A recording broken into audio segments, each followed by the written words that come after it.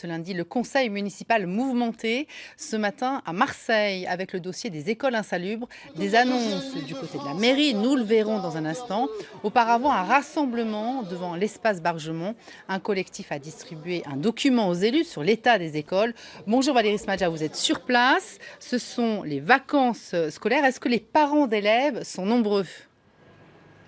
Non, du coup, ils n'étaient pas très nombreux ce matin à 8 h du matin, mais en fait, c'est pas important. Ils étaient surtout venus pour donner aux élus cette enquête que j'ai dans les mains, une enquête qu'ils ont fait en 48 heures. Et en 48 heures, eh bien, ces parents d'élèves ont réuni 250 témoignages des parents et des enseignants d'autres écoles à Marseille, des témoignages et des photos de locaux vétustes dans les quartiers nord et dans les quartiers sud. On écoute tout de suite une maman d'élèves, c'est elle qui est à l'origine de cette enquête.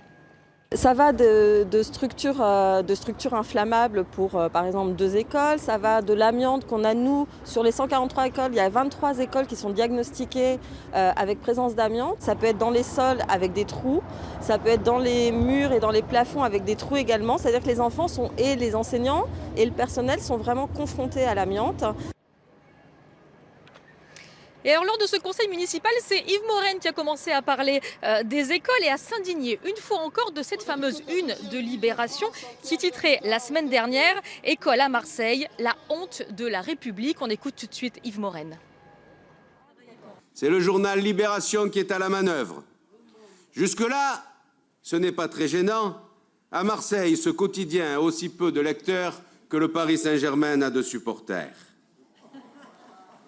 Ce qui est plus grave, c'est qu'une ministre en exercice d'un gouvernement à la dérive s'est saisie du dossier pour lancer une polémique en qualifiant le bâti des écoles marseillaises, je cite, de honte de la République.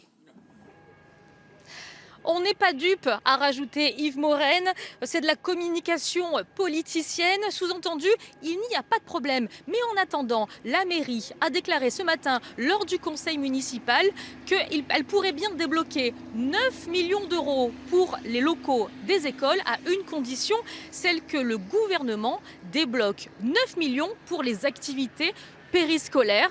Donc c'est l'annonce phare de cette matinée. 9 millions d'euros pourraient être débloqués par Jean-Claude Gaudin pour les locaux des écoles. Et puis on a eu une autre surprise puisque la mairie a fait ce qu'elle appelle l'opération vérité.